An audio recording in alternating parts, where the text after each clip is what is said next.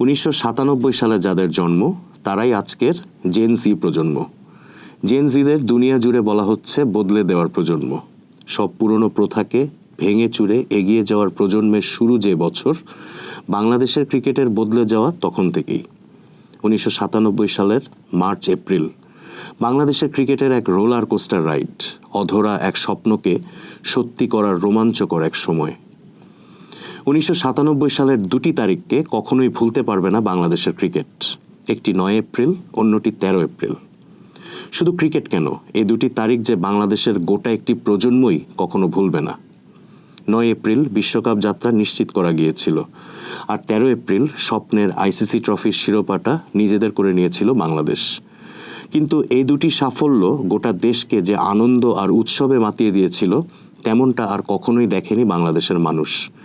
একটা খেলার একটি সাফল্য যে গোটা জাতিকে এভাবে এক সুতোয় বেঁধে দিতে পারে, সেটা ছিল অনন্য এক ঘটনা, প্রজন্মের এক দারুণ স্মৃতিকাতরতা।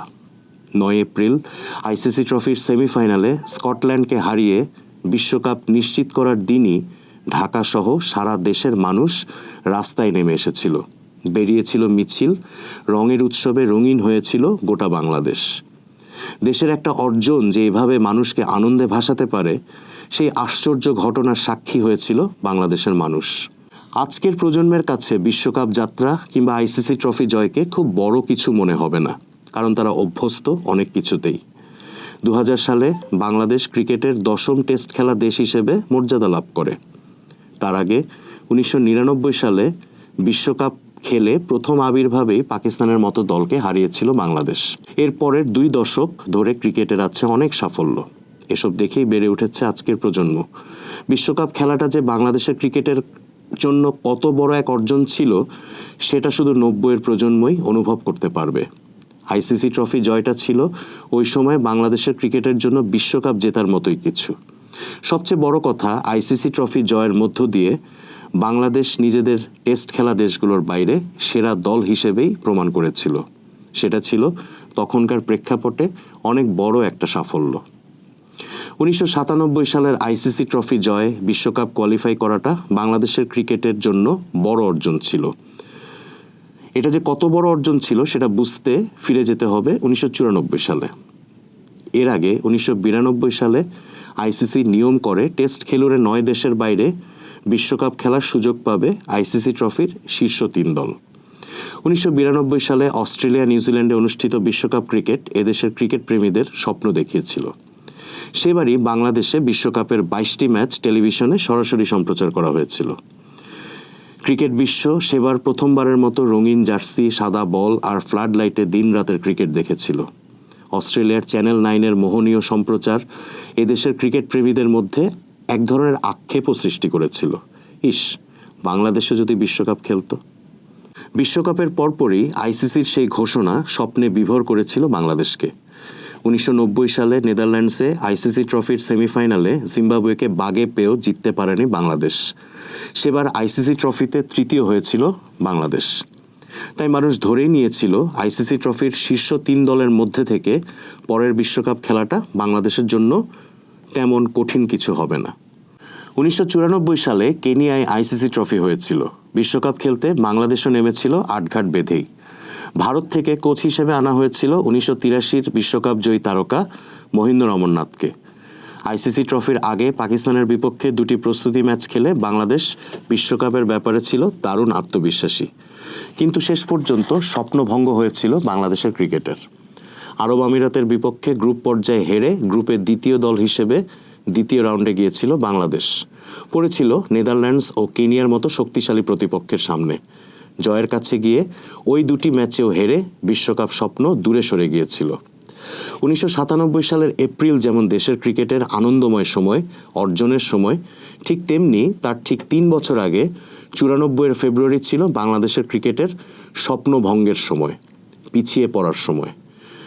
যেদিন 1997 সালের 9 এপ্রিল বিশ্বকাপ যাত্রা নিশ্চিত করা আর 13 এপ্রিল আইসিসি ট্রফি জয়ে আনন্দ তাই বাঁধ ভেঙেছিল।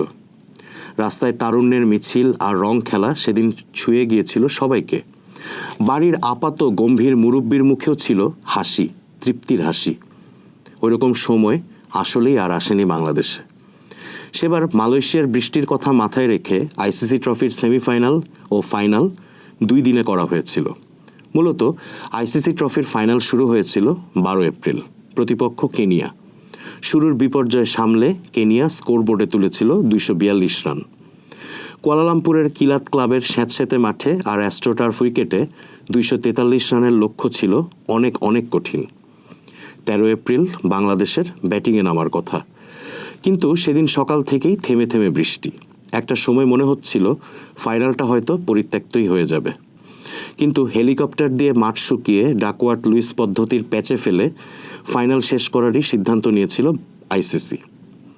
ডাকওয়ার্থ লুইস পদ্ধতিতে 25 ওভারে বাংলাদেশের সামনে লক্ষ্যমাত্রা ছিল 166 রানের, অনেক কঠিন সেই লক্ষ্য। তখন টি-20 ক্রিকেট কেমন সেটা কেউ জানতো না। 25 ওভারে স্লো আউটফিল্ডে 166 রান তোলা ছিল পর্বত আরোহণের মতোই কঠিন এক কাজ।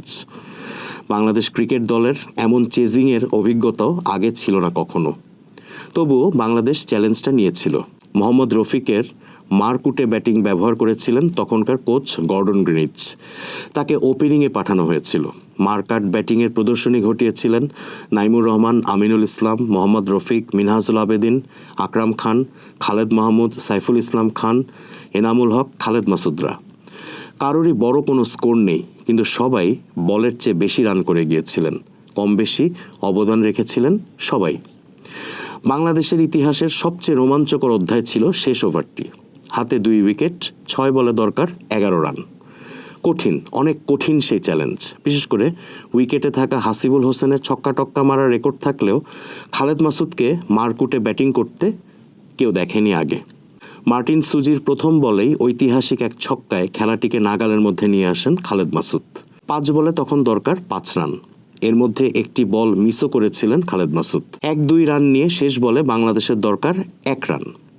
স্ট্রাইকিং এন্ডে হাসিবুল হোসেন। হাসিবুল ও খালেদ মাসুদ নিজেদের মধ্যে ঠিক করে রেখেছিলেন যে কোনো মূল্যে রানটা নিয়ে নেবেন তারা। সুজির শেষ বলটি হাসিবুলের প্যাডে লাগতেই দৌড় লাগালেন নন স্ট্রাইকে থাকা খালেদ মাসুদ। দৌড়ালেন হাসিবুলও। বাংলাদেশের ক্রিকেটের অন্যতম গুরুত্বপূর্ণ রানটা চোখের পলকেই নিয়ে নেন তারা। কুয়ালালামপুরের মাঠ সেদিন ভর্তি ছিল প্রবাসী বাংলাদেশি দর্শকে। হাজার হাজার দর্শক তখন উন্মাতাল, আনন্দে, উৎসবে। রেডিওর সামনে উৎকণ্ঠা নিয়ে বসা বাংলাদেশের কোটি কোটি দর্শকের আনন্দ তখন বাঁধ ভেঙেছে। অসাধারণ সেই মুহূর্ত, ঐতিহাসিক, নস্টালজিক সেই মুহূর্ত। আইসিসি ট্রফি বাংলাদেশের। 29 বছর পেরিয়ে গেছে, কিন্তু একটা প্রজন্মের কাছে ওই মুহূর্তের স্মৃতি দারুণ উজ্জ্বল। গত 29 বছরে টেস্ট মর্যাদা অর্জন, ওয়ানডে, টি-20 মিলিয়ে 16টি বিশ্বকাপ খেলা, প্রতিটি টেস্ট খেলুড়ে দেশের বিপক্ষে জয়, বিশ্বকাপে কোয়ার্টার ফাইনাল খেলা, সাকিব আল হাসান, তামিম ইকবাল, মাশরাফি বিন মুর্তজা, মাহমুদুল্লাহ, মুশফিকুর রহিমদের মতো বিশ্বমানের ক্রিকেটারদের আবির্ভাব। কোনো কিছুই যেন ফিকে হতে দেয় না 1997 সালের 13 এপ্রিল দিনটাকে। ক্রিকেট বা কোনো খেলা নিয়ে এমন আবেগের দিন যে আর কখনো আসেনি বাংলাদেশের ইতিহাসে। 13 এপ্রিল 1997, ভাস্বর তাই বাংলাদেশের ক্রিকেট ইতিহাসে, বাংলাদেশের ইতিহাসে।